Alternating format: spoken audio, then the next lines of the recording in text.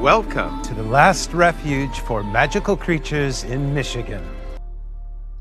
Every time you come to the Goblin Market, you gotta sprinkle breadcrumbs as a marker, or else you won't be able to find your way back. As long as you follow the bread trail, you won't get lost. In no time, the gang arrived at the legendary Goblin Market. But since everyone shops online these days, the only store left here was the one run by the wizard clerk. The four of them figured they'd just buy the behiding sword right away. However, when the clerk brought out the item, and they found out they had to pay 120 fresh teeth as compensation. Luckily, the wizard was a huge fan of gambling and even offered a chance to earn points through a game of rock, paper, scissors. But when Jared sat down at the gaming table, he realized the wizard was using magic to control his own fist. From then on, and no matter who went up to battle, they lost. In the end, they even owed the wizard 5d12 teeth. If this kept up, and the one of them would definitely have to stay and work for the wizard. So Jared just decided to quit playing altogether. They snatched the wooden box and hurriedly ran out. The wizard was absolutely furious and immediately chased after them, following the breadcrumbs. At that, one of the friends had a bright idea and quickly replaced the breadcrumbs on the ground with instant noodles. To their surprise, Ed, the wizard, was completely dumbfounded when he saw it and actually took the wrong path at the fork in the road.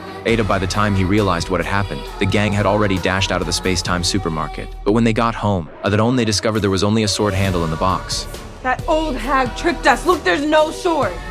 They thought they could outsmart her and snatch the beheading sword, but instead they got duped by the wizard. Even more unexpected was that Jared suddenly flew into a rage, accusing his sister of being the root of the deception and suspecting that the helmet guy was also a monster in disguise. He went after going on a crazy rampage. He was obediently sent to a mental hospital. In a daze, Jared seemed to see his aunt again, Etta, covered in fresh flowers. During this time, his younger brother Simon's feelings for the doctor's daughter rapidly heated up. The Portive, even though he knew full well who she was, he still walked in the house of the man-eating monster doctor. Turns out, the Potter, the dragon they were trying to hatch, was about to die, and they didn't even want to eat the twins' blood anymore. On top of that, the doctor easily tricked Simon to trusting him under the pretext of saving the endangered magical creatures, hoping he could help find the page about dragons. Only then could harmony between humans and magical creatures be maintained. And on the other side, the sister took the stolen sword handle to the black-clothed female coach. But to their surprise, this genuine sword handle was actually a test. Only a suitable person could unite their heart with the sword and summon the blade. Unfortunately, the sister was not the chosen one. What they didn't expect was that her handing the sword handle to a friend beside them. The moment of witnessing a miracle suddenly appeared. Why her? I don't mean. It's simple, really. It's because she...